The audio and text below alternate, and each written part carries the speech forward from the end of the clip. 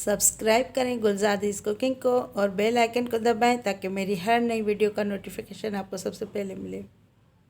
अस्सलाम वालेकुम। आज आपको इंस्टेंट पकोड़ा मिक्स बनाना सिखाते हैं जो रमज़ान के लिए बेस्ट है। आप इसको ज़्यादा मिकदार में बना के एक साथ रख लें, ये 6 महीने तक ख़राब नहीं होगा। ये मैंने आधा किलो का बनाना सिखाती हूँ, आप इसको डबल ट्रिपल भी कर सकते हैं।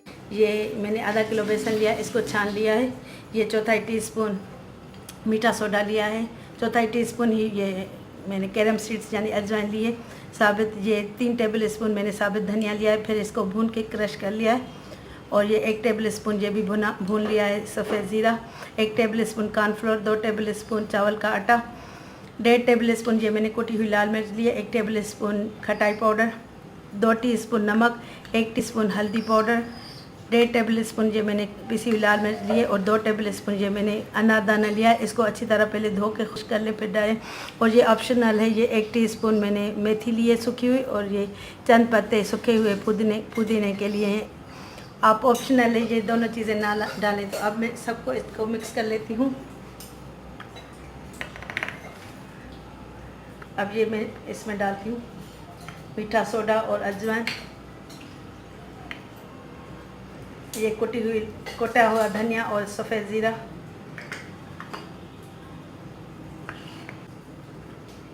ये अनारदाना और लाल मिर्च, हल्दी और नमक,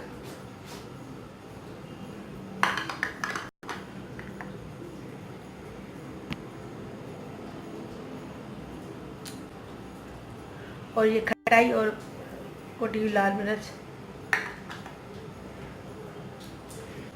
अब ये डालेंगे कॉर्नफ्लोर और चावल का आटा।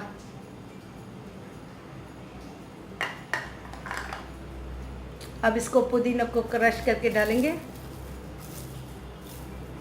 और इसको अच्छी तरह मिक्स कर लेंगे।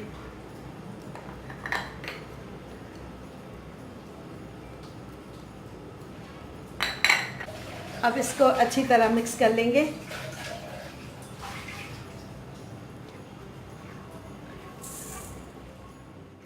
इसको अच्छी तरह मिक्स कर लेंगे।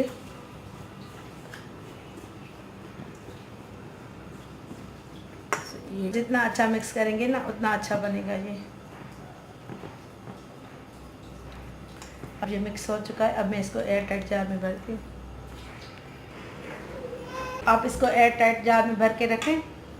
ये आप इसको शीशे के जार में रखें या प्लास्टिक के कंटेनर में, लेकिन एयर टाइट करके फिर रखिएगा, तो ये 6 महीने तक ख़राब नहीं होगा। अब इंशाल्लाह ताला नेक्स्ट रेसिपी के साथ हाज़िर होंगी। तब तक के लिए अल्लाह हाफ़िज़।